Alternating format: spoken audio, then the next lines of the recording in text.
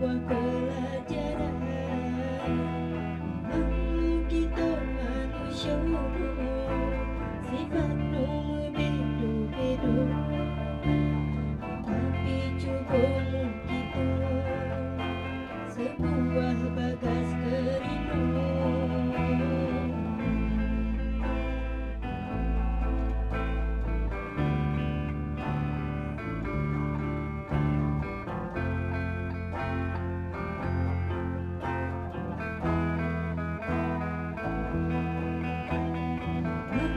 Kita manusia, sifat berbeza-beza,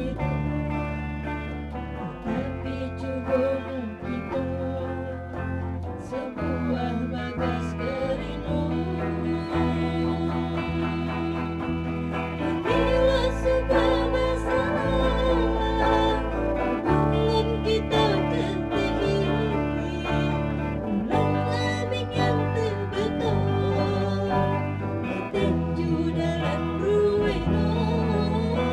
Cuba mu kita sadari, bercerah pikir masih ibu mantun berdiri dalam mereka solusi.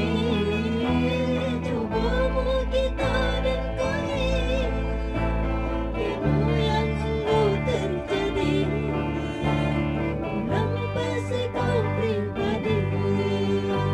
Bila kita beriadah,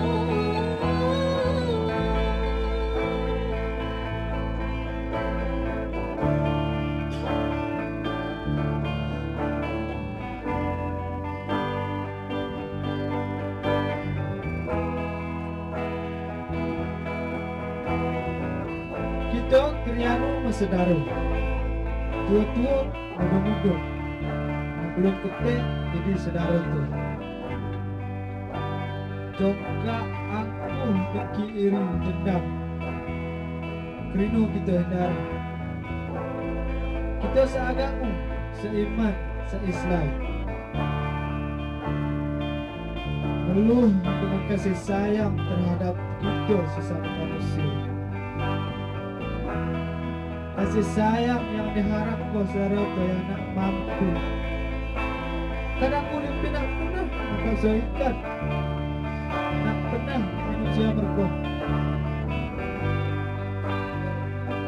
Keselong urut, tetanong urut, keno keluar urut. Terus terbantu semua apa terbantu. Jeram senang hati lapang dadu, ketika saudara ternelohi yang nak pernah sadar gak nelohi. Oh ya, kita saling banyak satu sama lain, menghina dan membiarkan kak yang nak mampu. Tapi juga begitu sadar kita nak sebuah jabu kan. Islam agama yang mengajarkan arti dari hakikat manusia, mengajarkan ketetapan hati serta muslim, mengajarkan kelembutan serta senyuman terhadap kita sesama. Kita sebagai manusia nalot yang atas, nalot yang betul, kriano sujud kepada Allah Ta'ala.